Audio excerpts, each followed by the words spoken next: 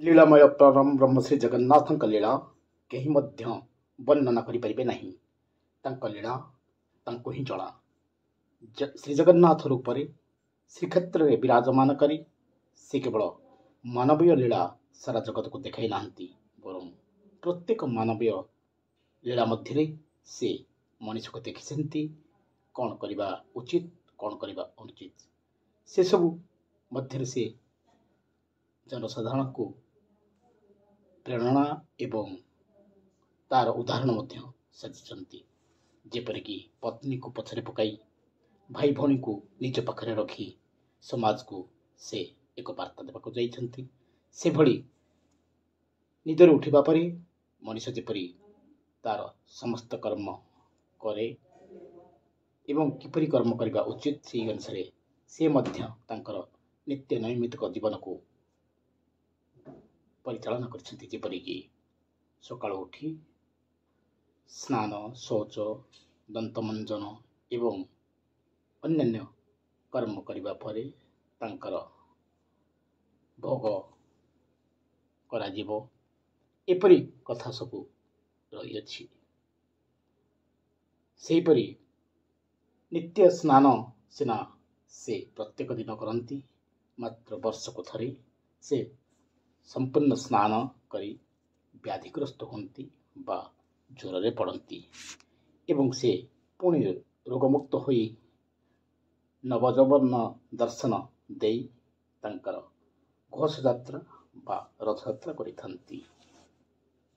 ज्येष्ठ पूर्णिमा से 108 गरा सुना कोर जल स्नान करी चतुर्धामूर्ति सारा जगत को एक मानवीय लीलार एक महत्व निदर्शन कर आसिछन्ति, जहाँकि भक्त से श्रीमंदिर बाहर को चली आसी श्री जगन्नाथ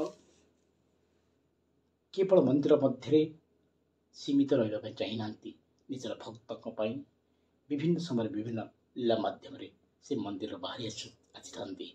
जेपरिक चंदन यात्रा से नरेंद्र पुष्करिणी को जाइथन्ति भक्त एवं भगवान सहित एक मिलनर सुजोग सृष्टि करने से भली स्नान यात्रा भक्त को खोला आकाश तले हाथी रूप बा गजानन रूप दर्शन दे भक्त को कृत्य कृत्य करिथांती श्री जगन्नाथ एवं तापरे माउसी मां मंदिर को जाई भक्त गहल से भक्त एवं भगवान लीला को पूर्ण रूप दे थांती।